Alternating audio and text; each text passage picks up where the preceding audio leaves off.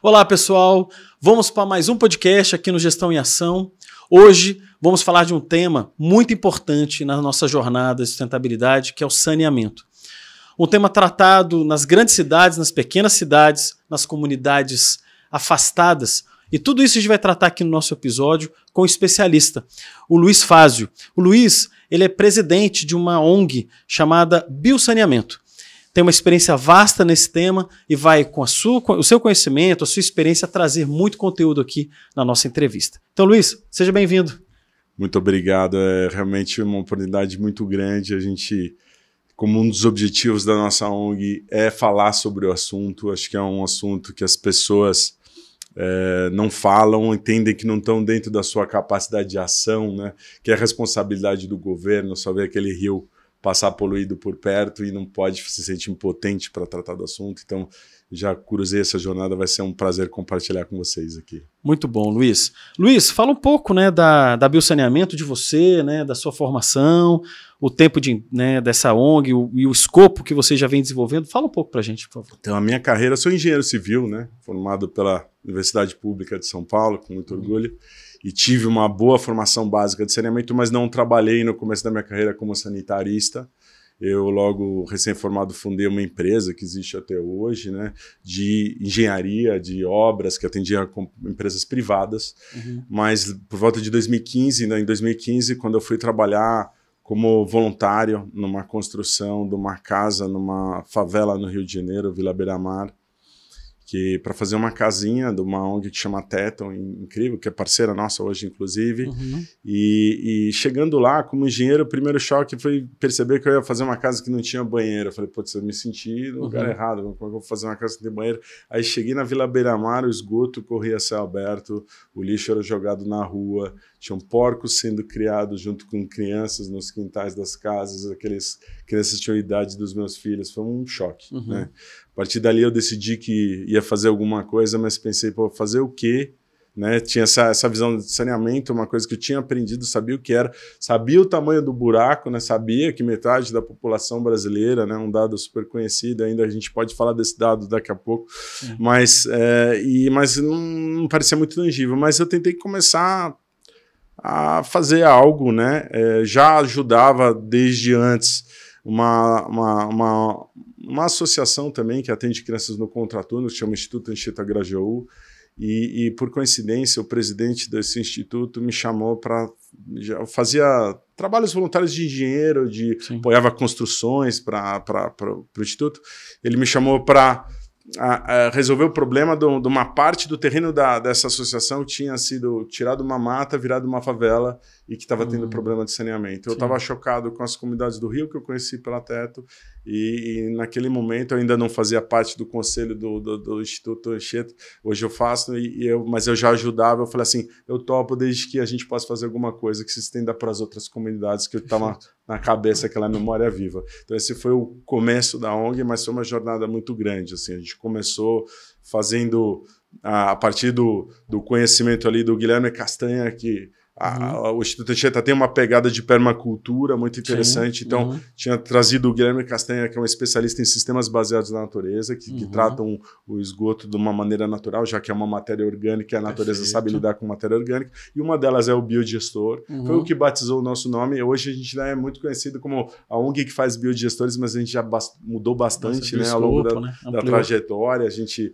participou de 2 acelerações, e na primeira delas o Kimberly-Clark, Banheiros Mudam Vidas, né, da marca Neve, da Kimberly-Clark, e que a gente percebeu que a nossa atuação é o last mile, é a comunidade, e que a gente tinha que ter várias tecnologias, como um portfólio de tecnologias para entender o que se adaptava a cada realidade. Depois a gente participou da aceleração da Artemisia, que chama Lab Habitação, em que junto aí com iniciativas, a primeira aceleração era só iniciativas de saneamento, a segunda era principalmente de melhoria habitacional. Foi muito bom conhecer essas iniciativas e ao mesmo tempo a gente era o de saneamento lá e discutindo o problema, a gente percebeu que a questão através de uma mentoria com o presidente de companhia de saneamento da Iguá, Gustavo Guimarães, falando com ele sobre o assunto. Ele falou, muito legal, você gosta de fazer obrinhas, você é engenheiro, né? Gosta de resolver o problema com obras, mas a minha dor como presidente de companhia de saneamento é o desconhecimento sobre as favelas. Eu não tenho informações secundárias, existe uma grande desinformação. Então, você quer impactar, você devia partir para conhecer a realidade das favelas, para ajudar as companhias de saneamento a atuar. Isso foi uma virada de chave, tive que sair da minha zona de conforto realmente, tive a felicidade de conhecer uma metodologia brasileira nordestina, né, criada em Recife pelo mestre José Carlos Mello, que mais de 30 anos desenvolveu um sistema que chama sistema condominial, que é um sistema especializado em tratamento, ou vamos dizer, focado para resolver o problema desse saneamento inclusivo, amplamente utilizado na América Latina. Eu tive o privilégio de apresentar um projeto na Latinoça ano passado e, assim, a cada 2 apresentadores citavam o sistema condominial, às vezes nem citavam que era brasileiro, mas ele é amplamente utilizado na América Latina. É um sistema que põe a comunidade no centro e entende a realidade da comunidade, que era o que eu precisava. Então, aí, a partir de então, a gente começou a focar em entender a realidade antes de aplicar a solução. A realidade nessas comunidades é muito singular, acho que a gente pode explorar mais isso, mas aí essa é a jornada que a gente tem feito. A gente tem também trabalhado com empresas que querem, né, nessa onda ESG, atuar positivamente em territórios, né, inclusive estabelecer relações transversais entre outras questões sociais, culturais e o saneamento, que são muito importantes. Tem uma pessoa que passa fome, que tem necessidades básicas, eventualmente não vai dar a mesma importância para uma questão ambiental, né? Ou uma questão, mesmo que isso afete diretamente, mas às vezes tem outras prioridades. Então a gente está numa jornada bem interessante. E Luiz, a situação do saneamento do Brasil, ela é crítica, né? Sim. A gente sabe que isso que muitas informações, talvez dados não sejam tão assim, reais. Você pode passar para a gente aqui um panorama do saneamento do Brasil? O que hoje é o grande desafio e a dor desse processo, né, no nosso país? Hoje o problema é muito grave e, além de muito grave, a única coisa que a gente sabe realmente é que ele é ainda muito pior do que o grave que a gente consegue enxergar.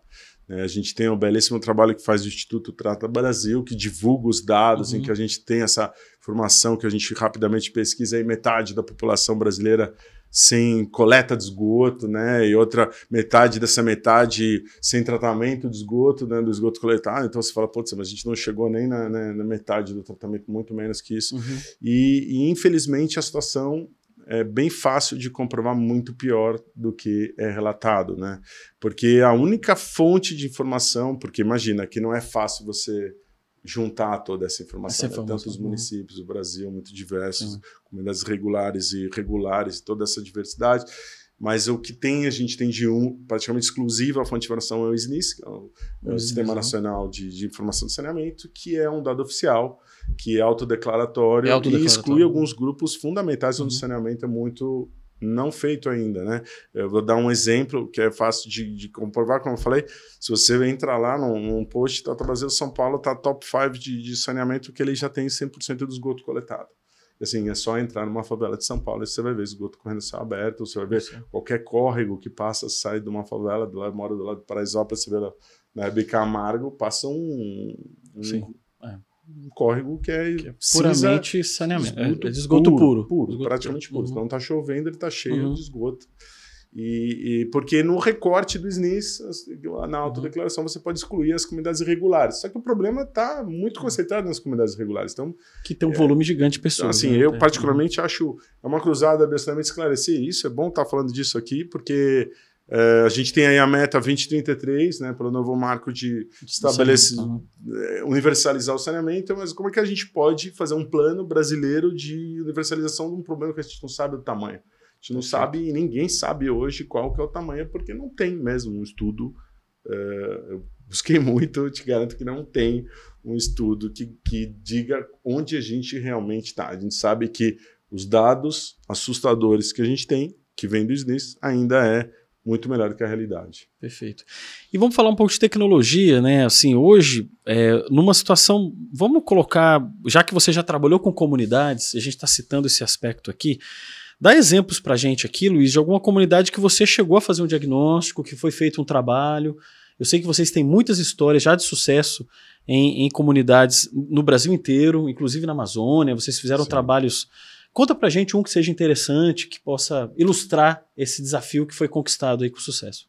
Sim, talvez citar a mais recente, uma que foi um sucesso muito grande pelo tempo e pelo 100% de universalização que a gente atingiu, junto com a Gerando Falcões, patrocínio do Detal, foi uma onda aí positiva que a Detal quis fazer de dar realmente levantar a situação de uma comunidade da cidade de São Paulo. Qual foi a comunidade? O nome da comunidade? Haiti. Haiti, Favela da Haiti. Favela da Haiti. A Favela da Haiti, na Vila Guilherme, em São Paulo. Perfeito. Em que ela estava dentro, foi acionado, né, a Gerando Falcões, que tem um programa de melhoria mesmo, geral, de favela, que é o Favela 3D da Gerando Falcões, que é um programa fantástico, muito bom estar associado a um programa desse. A gente hoje é um consultor bem relevante de saneamento para a Gerando Falcões em várias comunidades.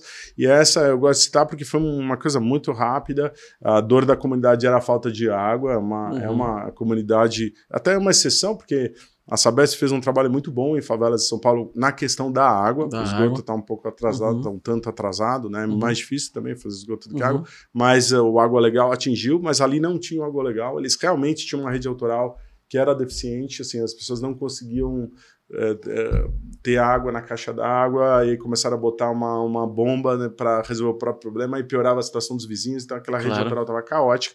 Era a dor que foi pega ali no diagnóstico da Gerando Falcões. A Gerando Falcões, a Sabesp não ia chegar a tempo naquele caso para resolver o problema, a tempo que era um prazo necessário até por demanda do patrocinador do evento.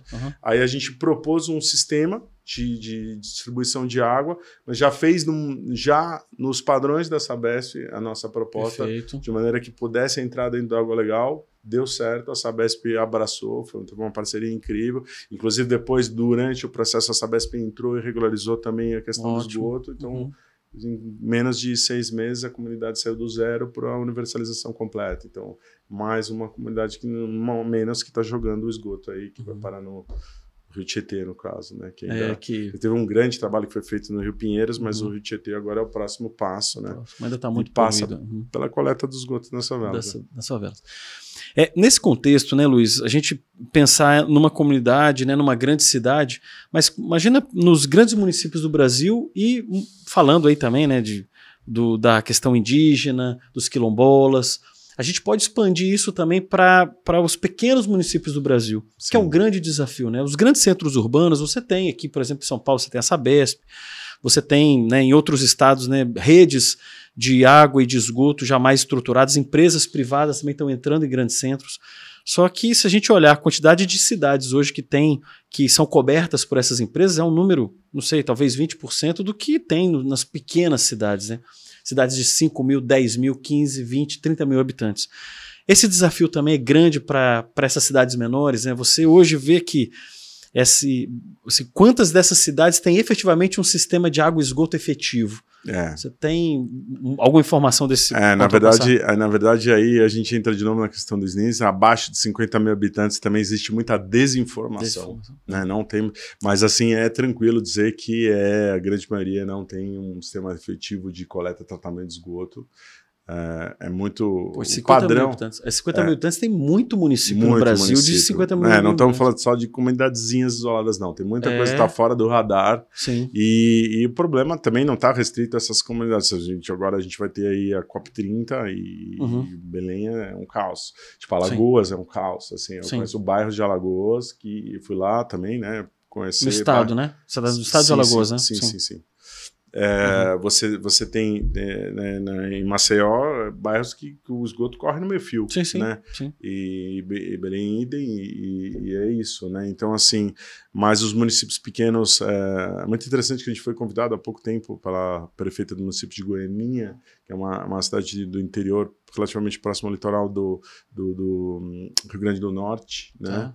E para despoluição do rio. E aí, despoluição do rio é coletar e tratar o esgoto, né? Então a gente também pôde observar de perto e a gente sabe o padrão é a falta do saneamento e aí o problema é assim um pouco mais complicado de ser resolvido dentro do contexto do marco regulatório, embora o marco regulatório tenha como assim, idealmente vai ter aquelas cidades menos lucrativas se juntando com grupos lucrativos, isso funcionou, assim, por exemplo, no leilão da cidade, pegou uma parte mais, outra menos lucrativa, você consegue algum equilíbrio, mas assim, a gente sabe que muito município vai ficar para trás, né? E por causa da não viabilidade financeira do investimento que vai ser feito. Tipo, explorar o saneamento de um grande centro urbano pode ser muito lucrativo, tipo São Paulo, Rio de Janeiro, uma grande capital, você vai ter lucro mesmo, porque é muita concentração. Perfeito. Você tem poucos metros de tubo, você tem aquela... É fácil, você está junto ali para você fazer uma coleta, um investimento relativamente baixo, uma manutenção, né? Mas agora, no município pequeno, a conta não fecha tão facilmente para você captar recursos e dar retorno para o investidor. Então, aí fica uma pergunta o que fazer. Esse é um dos grandes objetivos, um exemplo que a gente viu na América Latina, de muitas cooperativas atuando de uma maneira ativa, é um dos focos da Biosaneamento como uma associação sem fins lucrativos. Um dos motivos que a gente se mantém como uma associação sem fins lucrativos é justamente assim, para atuar esses lugares em que o negócio é menos viável, ser uma associação importante, porque é importante não pagar imposto mesmo para você, porque pô, já é difícil fechar a conta, né? Então, assim, o papel de cooperativas, essa é uma coisa que, vamos dizer assim, é um terceiro setor que precisa atuar nessas comunidades como uma possível solução, a exemplo do que acontece em muitos países da América Latina, como a Bolívia, por exemplo, que eu pude testemunhar cooperativas atuando de maneira bem eficiente para a coleta de esgoto, sem visar o lucro. Né? Sem visar. E funciona bem assim, Luiz? A manutenção dos equipamentos, a disponibilidade, o atendimento àquela... Que cidade, assim? Qual o tamanho de uma cidade que uma cooperativa consegue atender, por exemplo, na Bolívia e funciona bem? Você chegou a visitar? Eu cheguei a visitar próximo de Cochabamba, áreas periféricas que tinham sistemas que funcionavam perfeitamente com cooperativas. É um exemplo mesmo. Bem... 1.000 pessoas? Sim, assim? Não, você pode atuar na 15 mil pessoas. Até 15 mil? Não, você pode, na verdade, não tem uma limitação, tá? Eu acho que é uma questão realmente de você ter uma associação que seja... Que se organize eficiente, é lógico. Para executar esse trabalho. Sim, eu acho que é uma coisa que precisa ser copiada, expandida, é importantíssimo que seja, né? Porque esses lugares onde a conta não fecha tão fácil... Perfeito. Tem no Brasil alguma história de cooperativa que funciona? Olha, eu acho que existe um grande caso que é o CISAR, né, que é ligado ao CAGES, que surgiu no Ceará, que foi levado a outros estados, que ele não é exatamente uma coisa totalmente independente, ele teve um investimento de implantação financiado, né, pela CAGES, pelo governo, mas que a operação manutenção é autônoma, né? Eles conseguiram no sertão do Nordeste atender assim milhões de pessoas com abastecimento de água, com dinheiro recolhimento de tarifas, organização comunitária, contratação de pessoas da comunidade. É um grande caso até mundial, quer dizer, e mostra que funciona, né? Porque a condição financeira das famílias no sertão do Nordeste é pior que as favelas urbanas do Sudeste, né? E eles conseguiram viabilizar o projeto. Então, assim, com o entendimento da realidade, boa vontade, é possível. Né? Perfeito. Pessoal, muito boa essa conversa, nosso primeiro bloco. Vamos entrar aqui no intervalo e voltamos com o nosso segundo bloco aqui da entrevista com o Luiz Fázio. Até o próximo bloco. Voltando aqui, pessoal, para o segundo bloco, vamos agora conversar com o Luiz sobre um tema de uma conexão que é importante para a gente falar, eu acho que é relevante. As empresas hoje, Luiz, estão buscando uma gestão ESG, uma pauta ESG, uma pauta sustentabilidade já mais formatada, mais estruturada. Como é que isso se encaixa ao saneamento, né? Uma grande empresa, uma empresa também média, mas que tem esse direcionamento, quer pavimentar o seu ESG, como trabalhar com saneamento nessa jornada? É muito boa essa pergunta, porque está bem no centro de boa parte do que a gente tem feito hoje, sabe? Hoje, a Biosaneamento, ela tem essa característica de fazer investimento na ponta, o last mile, né, atuar no território, e a gente lança a mão desse movimento ESG, né, das empresas pararem de fazer pequenas iniciativas, às vezes que eram legais, mas sem mensurar muito impacto, sem grandes ambições, né, alguma coisa pontual, ou de prazo muito curto, tanto quanto, né, doar uma cesta básica, que é legal, mas depois que a cesta básica foi consumida, ela acaba. Ela não gera. E assim, esse foi um grande desafio, né, eu como vinha do mercado privado, tinha esse acesso, né, a pessoas do mundo corporativo e conseguir começar por aí, convencer as pessoas, que até algumas que eu já conhecia, que já confiavam em mim, né, então foi legal. E a gente tem algumas coisas para citar muito interessantes, né? Algumas que se relacionam diretamente com o negócio, como por exemplo a Unipar. A Unipar é um grande parceiro nosso. Perfeito. Uma empresa que já atua ligada ao saneamento e se impôs uma meta muito ambiciosa de impactar 2 milhões de pessoas até 2030 pelo saneamento. Uma muito meta legal. E tanto, é audaciosa, né? Sim. Então, assim, aí foi muito legal. Eles se interessaram muito pelo nosso trabalho. A gente já está atuando em várias comunidades. Citar o Jardim Encantado, em Rio Grande da Serra, uma comunidade que eles contrataram a gente para fazer o diagnóstico. Então, assim, o diagnóstico é um elemento interessante, né? Um case muito interessante é o da Unipar, né? A Unipar é uma grande empresa que já atua ligada, ela é um dos principais fornecedores da Sabesp, porque ela produz cloro e cal, que são usados no tratamento, além de produzir PVC, que também acaba sendo usado também no saneamento, né, em forma de tubulações. Então, ela se impôs uma meta muito ambiciosa e ESG de impactar 2 milhões de pessoas até 2030 pelo saneamento básico. Então, para nós é um parceiro ideal. Eles também viram a gente como um parceiro estratégico para atingir esse objetivo. E a gente tem vários projetos em conjunto com eles e, inclusive, eles estão apoiando projetos ou, né, estamos visando apoiar projetos junto com a Gerando Falcões e fazendo triangulações com outras ONGs também que atuam em territórios. Mas eu queria citar um caso bem específico do Rio Grande da Serra, que é uma comunidade vizinha da Unipar, uma comunidade que, para você ter uma ideia, ela está dentro do plano de emergência, eventualmente, então ela tem esse impacto, sabe? Ela tem que participar do plano de emergência, então ela se sentiu de alguma forma ameaçada, pois lógico, é uma questão de segurança, de uma coisa positiva, mas que é interpretada de uma maneira meio assim, né? Putz, né? Será que a gente tem algum risco de estar perto dessa indústria? Né? E, na verdade não tem, é uma prevenção, risco, mas eles queriam fazer um impacto positivo nessa comunidade, né?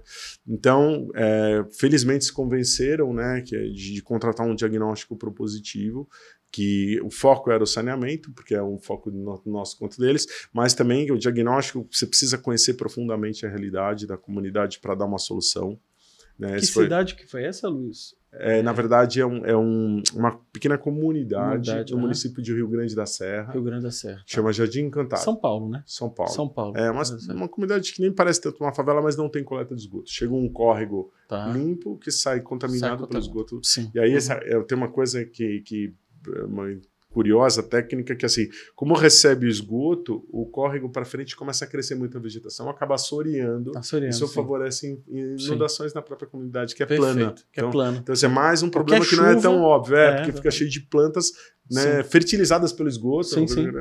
E a comunidade tem uma frustração muito grande de poluir aquele córrego, porque os moradores mais antigos lembram que nadavam lá. Isso tudo a gente pegou no diagnóstico, porque não é só ver as questões de saneamento, mas ver questões históricas, cultural, para juntar tudo isso. Questões de regularização fundiária, questões, sabe, se está numa APP, se o que é, o que não é, para juntar tudo isso para propor uma solução, um diagnóstico propositivo. Foi uma coisa muito boa, a gente tem conseguido que as empresas patrocinem. Isso é uma quebra de paradigma, porque geralmente as empresas têm, assim, um cuidado muito grande de contratar alguma coisa que dê um resultado muito claro. E o diagnóstico, ele pode dar um resultado muito maior, mas não necessariamente você vai ter a resposta antes, porque justamente a ideia é chegar na resposta a partir do diagnóstico.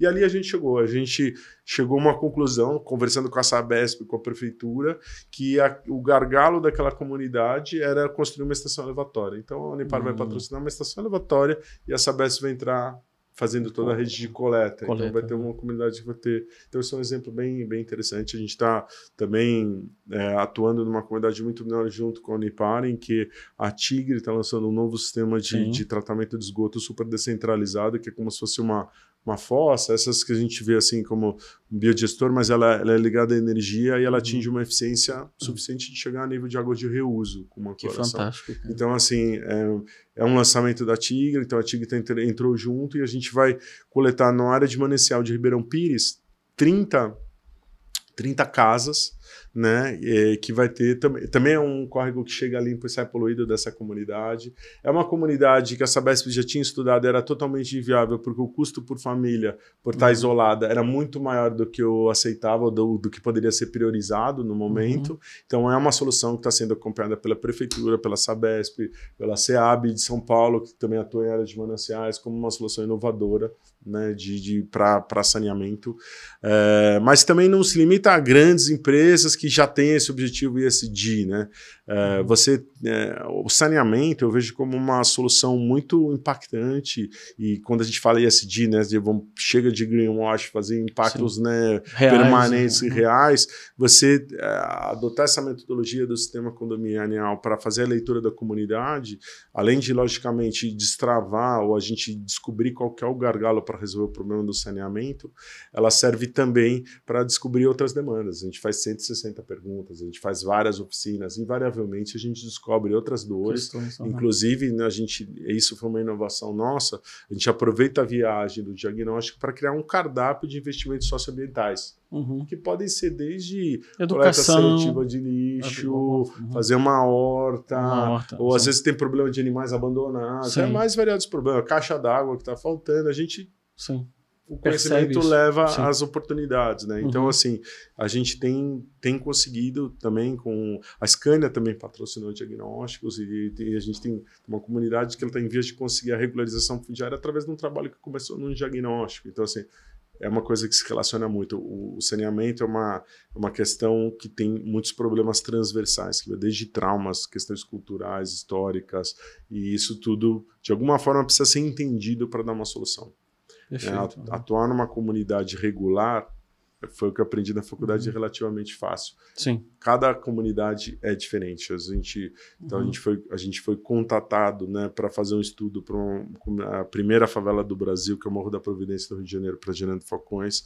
E quando a gente foi estabelecer lá como é que a gente ia fazer o diagnóstico, teve que dividir a comunidade em 4, porque dentro do Morro da Providência tem 4 áreas com realidades completamente diferentes. Então, diversas. E cada favela é uma favela. A gente tem quem de fora, eu não tenho esse lugar de falar, não cresci numa favela, né? Mas assim, e tinha esse preconceito comum que cidade e favela, como se favela fosse uma coisa só, mas não, cada favela tem os seus traumas, suas características, né? É muito mais diverso e muito mais complexo atuar lá, por isso que precisa de metodologias específicas, e historicamente, como não era obrigação das companhias de saneamento atuar dentro das favelas, isso é uma coisa que ficou negligenciada pela própria academia. Eu não aprendi isso na faculdade, né?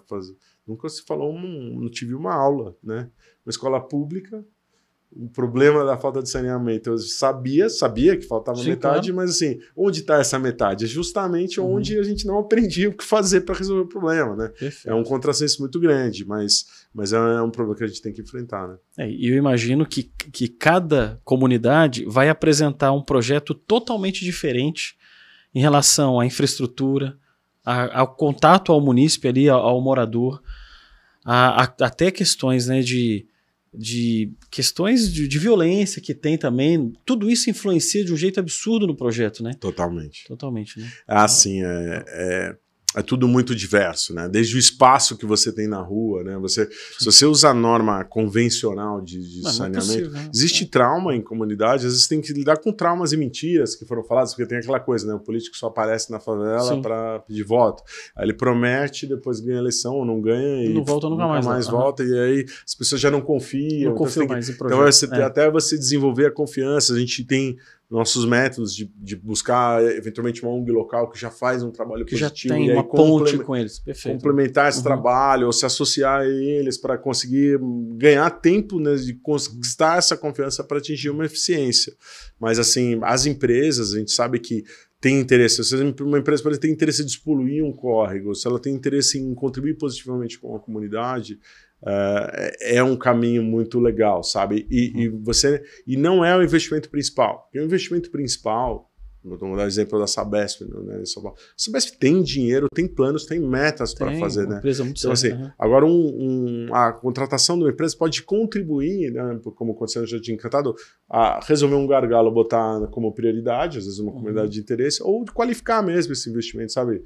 De melhorar o performance, né? Pelo engajamento comunitário, porque as pessoas vão pagar mais tarifas, porque a gente vai poder fazer programas educacionais para que as pessoas não joguem lixo numa coisa boba, né? Mas assim, é impressionante como em muitos casos a Sabesp tem como pré-requisito superdimensionar as redes de coleta de esgoto, porque as pessoas jogam fralda, jogam absorventes, preservativos, jogam de tudo, né? Tudo. A gente fez um trabalho, até uma história interessante no passado, na Vila Pelé, lá em Santos, né? Uma empresa construiu um CDHU, tipo um CDHU, né? Uma estrutura de prédio, e desmobilizou uma uma comunidade que tinha, não tinha esgoto, não tinha nada, e levou para essa estrutura de edificação. Muitas pessoas que entraram nos prédios nunca tinham usado banheiros. Pois é. Então esse caso de ter casas que não tinham banheiros, e quando chegavam dentro da casa, tinha uma senhora que começou a dar um problema de vazamento, e foram lá, ela tinha uma samambaia na bacia sanitária, porque ela entendia que aquilo ali era uma senhora já de idade, ela não sabia que aquilo era para usar ela para necessidades. Então, tem um processo, e muita gente no início também pegava e jogava pela janela um monte de coisa. Sim. Porque o hábito. Então existe um processo educacional também muito forte dentro desse processo, né? Fundamental, porque senão o teu projeto, assim, o projeto ele não funciona, porque você precisa, obviamente, da educação, né? Então o saneamento está muito vinculado à educação, né, também. Não é aí saindo até um pouco entrando na questão habitacional, que se relaciona demais com o saneamento, né?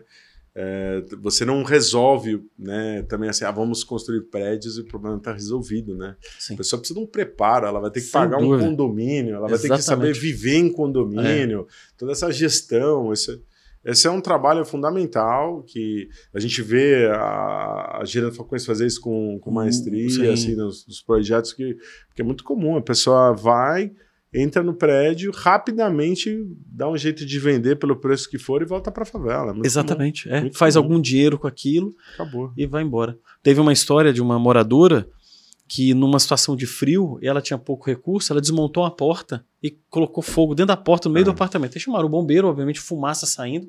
Era uma senhora que estava era uma pessoa até usuária de droga. E ela também... Você vê como o trabalho social é importante. Ela lá quase que gerou um incêndio no prédio porque ela precisava, né, ter calor ali. Sim. E ela queimou uma porta. Então, é uma situação muito difícil.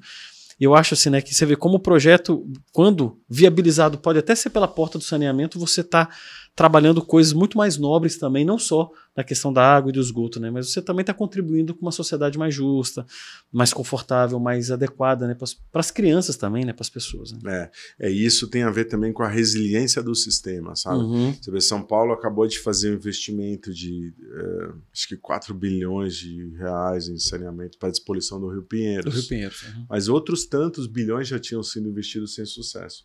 Eu acho que tem inovações super importantes nessa despoluição que foi feita. Foi feito de maneira diferente por performance, inclusive tem que atingir metas de DBO no córrego, separado por bacias de córregos, né, dividido, né, em todas as bacias dos córregos que chegam no Rio Pinheiros. Mas, assim, é de consenso entre todos os níveis da Sabesp que eu converso, de que se não pode parar por aí. Se você não fizer projetos de regularização fundiária, desenvolvimento social, infelizmente, esse investimento vai acabar se perdendo ano a ano, o esgoto vai piorar, porque a favela vai verticalizar, né? As pessoas sem consciência vão sucatear os sistemas, não vão pagar a tarifa, vai diminuir a sustentabilidade. Quer dizer, a resiliência do sistema, a gente defende muito, e eu acho que um grande pecado só vamos fazer saneamento em lugar regular. Esse é o segredo do nosso fracasso, né? Porque a gente não fez, né? E o saneamento, então, nosso lema é que o saneamento é básico e urgente. Ele precisa ser atendido. Alguém não pode esperar para ter algo tão importante quanto o saneamento. Mas ele não pode parar. Ele não pode ter um pré-requisito da regularização fundiária, senão a gente vai demorar mais 100 anos para fazer. Porque assim, é mais ou menos a conta da regularização fundiária que vai demorar 100 anos. Então a gente não pode esperar, mas assim, também não pode parar nele. Né?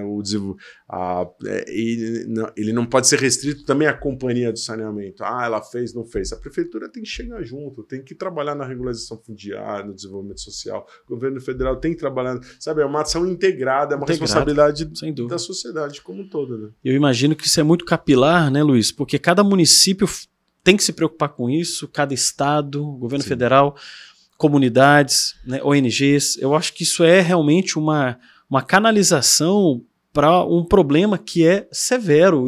Mas isso não é só do governo federal ou só do estado, como, né, por exemplo, o estado de São Paulo ou o governo federal.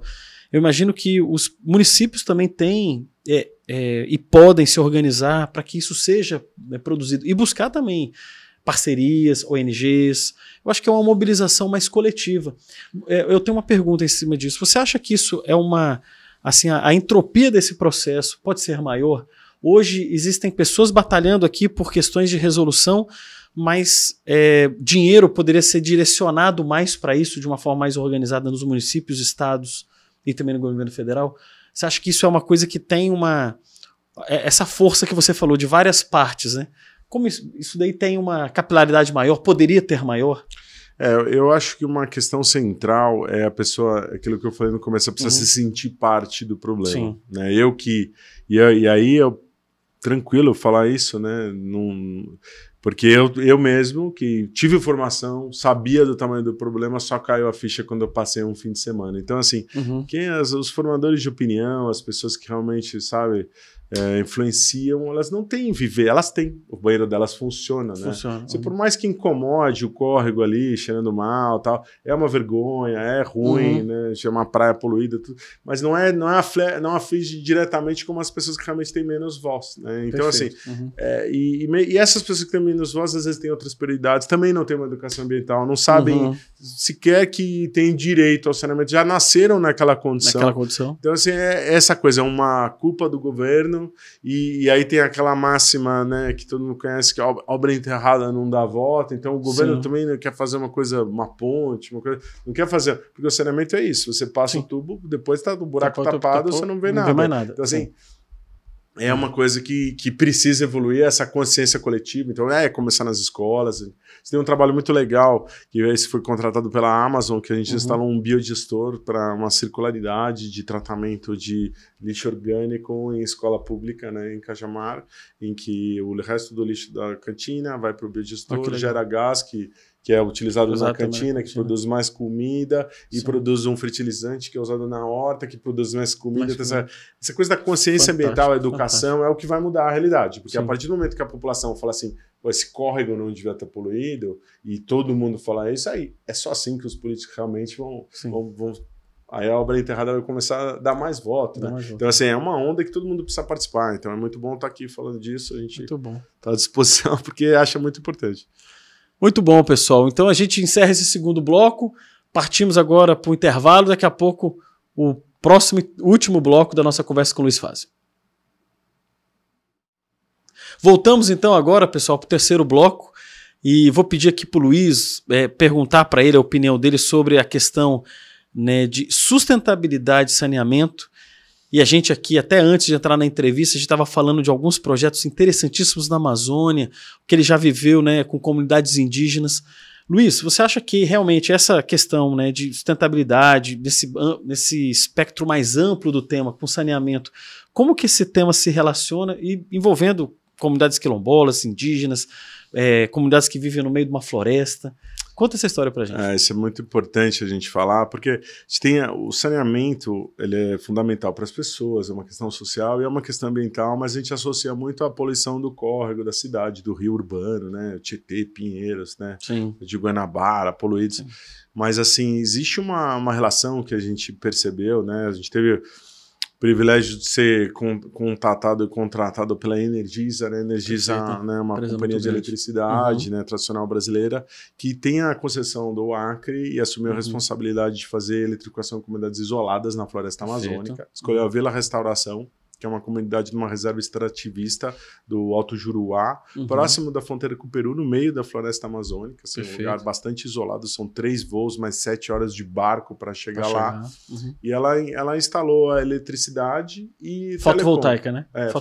Usina fotovoltaica, uma torre de celular, já revolucionou a comunidade, né? Fantástico. Mas e quando eles chegaram lá, eles perceberam que os funcionários não podiam beber a água que o pessoal bebia, porque ficavam todos com dor de barriga, porque a água, né? Aí eles começaram a olhar um pouco mais, viram que era um caos a questão sanitária, né? E não era o tema exatamente que eles tratavam, mas foram buscar a ajuda, né? Chegaram ao Instituto Iguá, né? Que é um instituto ligado ao saneamento, mas tem uma atuação independente, que acionou a gente, porque a gente é um parceiro de ponta de leste-maio do Instituto Iguá. E a gente foi lá fazer o nosso diagnóstico, aplicar a metodologia num contexto assim totalmente, que era uma grande novidade, né? E como todos, mas a metodologia é justamente isso, conhecer a realidade. Então, fomos lá, aplicamos a metodologia, pesquisa, vistoriamos e tudo mais, envolvemos aí pessoas também com sistemas baseados na natureza. descobrimos alguma coisa que, né, quando a gente vê assim, os Yanomamis na tragédia sanitária, né? Realidade que a gente também tem contato com outros povos em comunidades isoladas, indígenas e tal, e a realidade dos Yanomamis em muitos aspectos é a realidade de praticamente todas as comunidades ribeirinhas, indígenas, quilombolas, que não tem saneamento para nada, né? Nem infraestrutura. Vamos lá, pode até estender entre não só saneamento, você precisa de uma infra básica. O ser humano tem o direito fundamental de uma infra básica. Ele tem que ter saneamento, que é água, esgoto, coleta de lixo, né? E de cuidar da questão das águas pluviais, mas ele também precisa, hoje em dia, de eletricidade e telecom, né? E quando existe uma coisa que eu acho que é uma oportunidade muito grande, uma oportunidade que eu preciso e a gente precisa divulgar, é muito bom estar aqui falando disso, que é o seguinte: o Brasil, ele tem uma... Se a gente for pegar assim, qual que é a grande lição de casa que o Brasil precisa? O Brasil foi escolher uma lição de casa para contribuir, né, com o adiamento do fim do mundo, né, na questão do aquecimento global. Preservar a floresta amazônica talvez vai ser o voto certo. Né? Perfeito. A gente tem que ter os outros biomas, tem um monte de lições de casa, mas se a gente tiver que escolher uma, a gente vai deixar a floresta amazônica de pé, porque ela vai jogar muito carbono no ar destruída. Né? Agora, e a estratégia também mais... A campeã seria, vamos promover a bioeconomia para manter a floresta de pé, gerando sustentabilidade. Tá? Agora, quem vai tocar a bioeconomia na ponta? São milhões de pessoas que vivem na floresta, né? Tem muita gente que vive, sim. E agora, imagina alguém vai tocar algum projeto, a gente aqui de São Paulo ficar, né, fazendo fantasias de projetos legais, tá? Aí você vai tocar com alguém na ponta, que vai ser fundamental para o projeto, só que o cara... Não tem internet. De barriga, não tem água, no lixo não tem internet, você não vai poder fazer uma call com o cara não vai poder receber, né? O cara tá isolado no meio de uma floresta, numa condição completamente primitiva, né? E assim, e isso se estende a todas as comunidades. Assim. Os indígenas, é notório que os indígenas eles têm um papel fundamental. Assim. É clássica aquela foto de uma reserva indígena preservada e uma área vizinha devastada, né? É muito comum. Eles têm, assim, tem índios que devastam, claro que tem, mas é exceção. Na verdade, assim, na regra, eles são grandes preservadores. E a comunidade geral que vive na floresta, justamente vai ativar a bioeconomia, eles são fundamentais. E tem, assim... Só que, apesar dessa necessidade, e isso é um ponto importante, quando você associa, né, a necessidade da infraestrutura para essa população na floresta, você associa um problema que era local, que é o cara que está lá, né, se ferrando sem água, né, com água poluída e tal, para um problema global. Né? Você precisa dele. Então, e a ferramenta para fazer essa conexão são os créditos de carbono. Então, acho que a gente está num momento muito importante, que é outra coisa que todos precisamos, né, entender mesmo, é que a gente não pode perder essa oportunidade dessa geração de recursos que vai vir mais cedo ou mais tarde, né? O Tratado de Paris está aí definido, ainda não operando, né? Mas ele vai operar, o Brasil vai ter o direito a um bom dinheiro e a gente precisa cuidar que esse dinheiro não vai pagar simplesmente o custeio da máquina pública. Perfeito. Que lugar melhor para investir esse dinheiro do que na infraestrutura básica do povo da ponta, que vai ser responsável pela implementação dos projetos, para a vivência disso. Né? Para fazer o projeto acontecer. De fato, né? Você comentando aqui, né? Imagina hoje, na Amazônia, você falou do Acre, né? O Acre tem Rio Branco, mas você tem uma estrutura de quantas cidades ali, né, que podem ser beneficiadas com esse processo, com esses projetos, porque são cidades muito pequenas, né? Você tem 1.000 habitantes, 500 habitantes. Então, eu vejo que quando você consegue, né, levar projetos para essa ponta, né, porque é muito fácil a gente aqui nos grandes centros urbanos que a gente está, a gente olhar, mas a gente não tem a vivência, isso que você viveu, né? Você foi para lá, né, Luiz? Você esteve do lado, você viu uma criança, como a gente estava conversando aqui no intervalo, com um vermífugo ali intenso, porque é uma criança que está se alimentando de água com coliforme fecal e tudo. Isso é uma realidade muito dura, né, da gente... Total. Assim, hoje em dia uma criança indígena, em geral, quilombola ou ribeirinha, que é uma condição bastante... Quando a gente fala ribeirinho também, que é o ribeirinho? Sim, é um indígena que não está vivendo numa reserva, né? Sim, Normalmente tem uma casa, uma edificação perto do rio ali. Tem o povo que foi do Nordeste no ciclo da borracha, que muitos também eram indígenas, né? Sim, também eram indígenas. Porque boa parte da população nordestina é indígena e provavelmente os que foram para lá, né? Né? E, bom, e é um mix. A Vila Restauração é um bom exemplo, né? A gente lá identificou o trauma com o ciclo da borracha, o período de escravidão que índios e o pessoal que foi lá no ciclo viveu em condicional lugar a escravidão. Com os patrões da borracha. Então é legal que o diagnóstico pegou toda essa coisa. Pegou isso também. Exato. E falando com os médicos que atendem, é muito parecido com as piores favelas urbanas. É vermífugo em cima de vermífugo, né? E assim, hoje é uma população que presta um serviço ambiental de interesse mundial, fundamental, com recursos abundantes e disponíveis. E assim, um ponto que, né, esses dias eu estive falando com uma companhia que está na ponta aí fazendo projetos de crédito de carbono no mercado voluntário, porque o mercado principal ainda não está funcionando, mas o mercado voluntário já é um mercado bilionário disponível, né? Tem os institutos internacionais que aceitam e fazem projetos para comercialização de créditos de carbono no mercado voluntário, e essa empresa decidiu, com grande conhecimento de causa, que ela não tem segurança jurídica para fazer nenhum projeto em reserva indígena, que seria um super produto, uma coisa super justa, uma coisa importantíssima.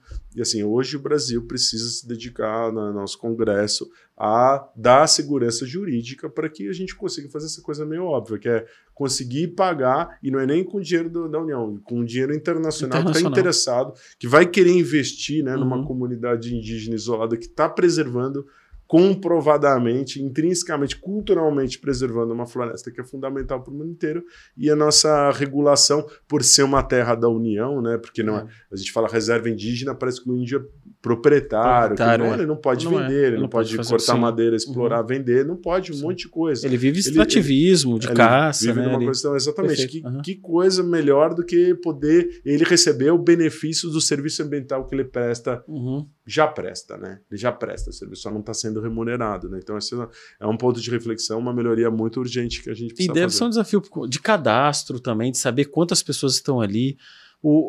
A gente teve um recente censo do IBGE. Esse censo chegou até lá, você sabe, tem informação, Luísa, se você sabe, porque assim, a segurança jurídica está muito numa informação de gestão, né? Porque para um país ou para uma instituição internacional bancar a questão do crédito de carbono, ele vai bancar para uma instituição que tenha essa estrutura de gestão, né? Um CNPJ, ou que seja uma ONG, ou que seja uma estrutura mínima de organização, não é empresarial, mas assim, de gestão capaz de receber o fundo e depois comprovar o que está usando aquele dinheiro, com benefícios e melhorias.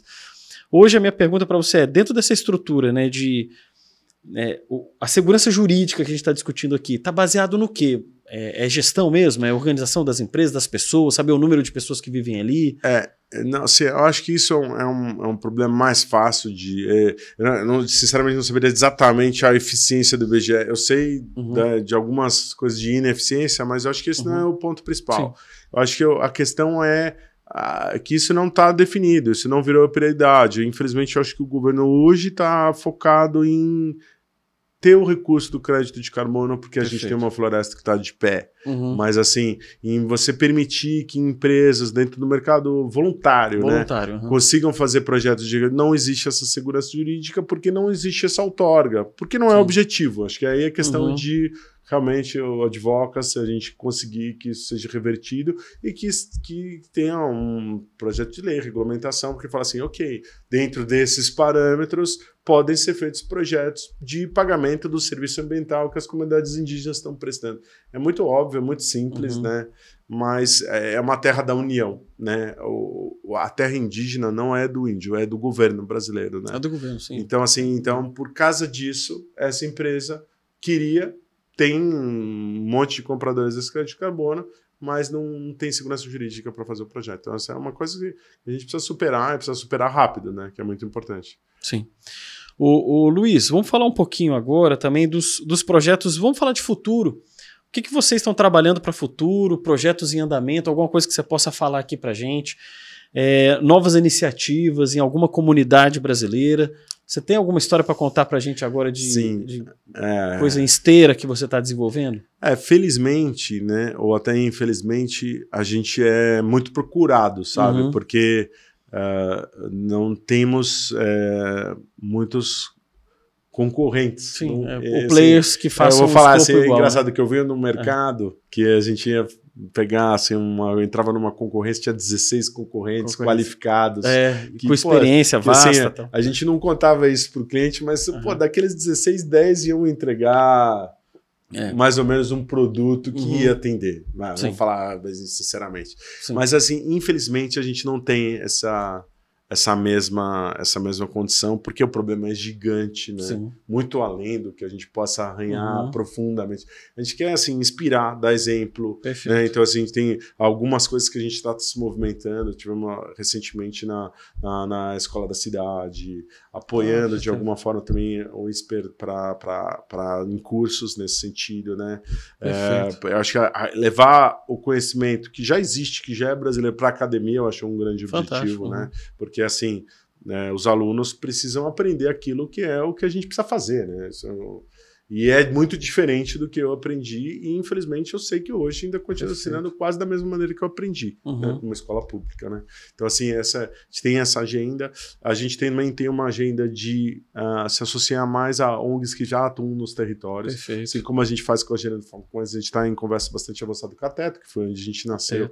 Né, que constrói uma casa em 15 dias, né? A Teto tem um projeto com plástico, né, se eu não me engano. Sim, tem um projeto fantástico que a gente foi convidado para fazer a solução de saneamento para esse projeto, né? Que foi no Porto de Areia, né? Na periferia de São Paulo, em que foi feita uma casa com blocos plásticos reciclados, né? Você monta a casa muito rapidamente, legal, né? E imagina a circularidade disso, né? Você usa só plástico reciclado, monta a casa, uma casa com um padrão muito bom, e já uma casa com banheiro, né? Que resolveu aquela minha mágoa inicial com tratamento de esgoto, que a gente fez um sistema específico para a condição lá. Que foi muito legal. E ele está indo super bem, é um projeto que vai ser escalado, né? E um exemplo de projeto. Então, atuar com ONGs eu acho que é um grande objetivo. A gente tem conversas aí com várias grandes ONGs, né? Tipo Habitat, né? Exato. Não, são amigos, a gente já atua, né? E a gente espera em breve ter projetos com. Acho que é um caminho muito bom, sabe? Da gente. Porque, como eu falei, como a gente se relaciona e até o que acontece com a Gerando Falcões, de que eles já fazem outras coisas e o saneamento é bom vir com outras coisas, a gente atuar com parcerias. E essa parceria pode ser também com pequenas prefeituras, né? Como aconteceu em Goiânia, que a gente está com um projeto bacana lá também. Perfeito. Então, assim, a gente quer expandir, quer, assim, ajudar outras pessoas que queiram fazer a mesma coisa que a gente. Nesse caso, acho que a gente precisa se unir, né? Porque sem dúvida. Estamos longe de resolver o problema até a meta que a gente estabeleceu, 2033, infelizmente não é factível, não vai acontecer. É possível, muito próximo. Então já estamos aí 2040 e se der tudo muito certo. Né? Perfeito. Todos esses dados, Luiz, que você produz em diagnósticos, imagina a riqueza que são. Você falou 160 perguntas, né? Vocês desenvolveram um método, né? Sim. Para chegar numa comunidade. Esse método é um método mais exclusivo de vocês? Vocês têm pesquisa científica já vinculada? Vocês já fizeram algum trabalho com alguma universidade? Tem isso? Na verdade, assim, a gente teve o privilégio de ser apresentado para Deise Coelho, que é uma figura que aprendeu essa metodologia que chama sistema condominial. Sim. Então, assim, a gente já pegou uma tecnologia muito madura. A Deise, ela é consultora do BID, né? Perfeito. Então, ela já atua na América Latina, atua no Haiti, na África. Então, assim, a gente já... não é um método próprio, a gente fez, logicamente, a gente vai evoluindo na medida em que... Porque é muito customizável, importante, né? Mas a base já é uma base de uma tecnologia de mais de 30 anos brasileira. Assim, não, na verdade, a gente está aplicando um método que está disponível, inclusive, no site do governo federal, você acha, né? Sistema condominial. Então, assim, é uma metodologia brasileira que vale a pena ser empregada e a gente está à disposição para quem quiser conhecer. Então, fantástico, acho que é isso, né? Perfeito. Infelizmente, o problema é grande demais para a gente querer resolver sozinho. Sozinho, é possível, né? É muito grande. E Luiz, vocês ficam onde em São Paulo? Tem escritório, a Biosaneamento tem? A gente tem escritório na Cívico, que é um coworking de negócios de impacto, que fica em Pinheiros, né? Legal. Então isso é muito legal, porque lá a gente tem a oportunidade de conviver com outras iniciativas. É muito bom, é muito bom estar lá, que a gente sempre está encontrando gente também. Cria uma energia diferente, que todo mundo tem que passar num filtrinho lá, eles verificam se você está atuando em algum negócio. Não é só ONGs, tem negócios de impacto, até mais negócios de impacto, mas é essa coisa. Lidar com pessoas. E aí é muito legal fazer um testemunho assim, que eu trabalhei 20 anos, né?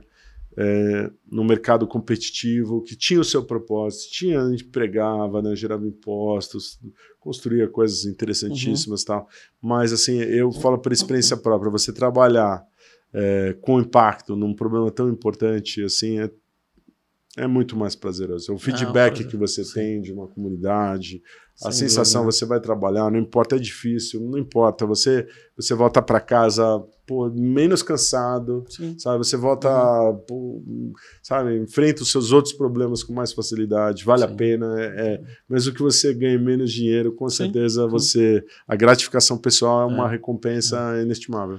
Eu acho assim, sabe, Luiz, quem trabalha com sustentabilidade tem um senso de legado, de deixar alguma coisa, né? Nossa passagem aqui é muito rápida.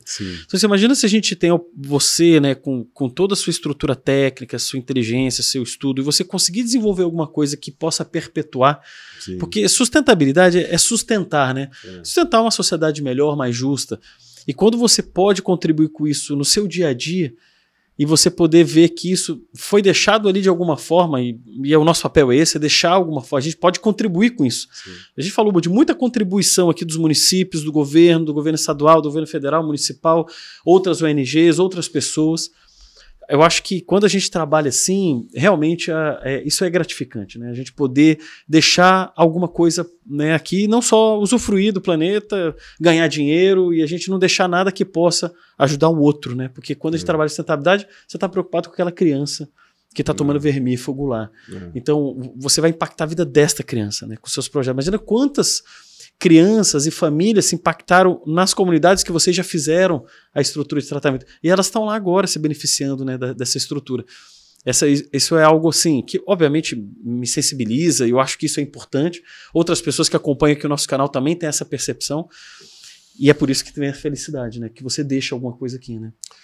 Mas é isso. E eu acho que também tem uma coisa que eu aprendi muito com a visão de mundo dos indígenas, né? Nesse contato, alguns projetos. A gente fez projetos em terra indígena também. Que legal. Que às vezes é muito fácil, sim, fácil. É importante ter uma relação com eles e entender todo o processo. Tem muitas diferenças, são outras culturas, mas assim, eles conseguem, eles fazem grande parte do trabalho, sabe? Eles são muito... E eles têm uma visão muito mais clara, isso não é uma lacração, é fato. Eles se sentem uma coisa que a gente também e não sente por algum motivo que se perdeu, que é a gente tá respirando um ar que nenhuma indústria produziu, né? Exatamente. A gente consegue fazer o absurdo de conjugar assim, nós e a natureza, como se a gente não fizesse parte dela. Então, separa isso, né? Então, assim, agir pela natureza, pela sustentabilidade, agir em causa própria, né? Assim, quem tem filhos, né? A frustração, né? A frustração que as crianças já têm hoje, a depressão dos adolescentes, tá muito ligado a essa questão, tipo, o mundo tá acabando. Eu tô nascendo agora e o mundo tá acabando. Já tá acabando. Como é que é isso, né? E falando em anos, né? A gente não tá falando em séculos, né? Sem dúvida. Então, assim, cara, estamos hoje num dia de muito calor, né? E aí assustador, fora de época, no mundo inteiro. Então, eu acho que é isso. Todo mundo tem que se sentir o que é, né? Que é parte disso tudo. E que, mais do que legado, é uma questão de sobrevivência mesmo. De sobrevivência, concordo. Pessoal, então é isso. Muito boa conversa com o Luiz. Luiz, muito obrigado pela sua presença. Sucesso para o Biosaneamento.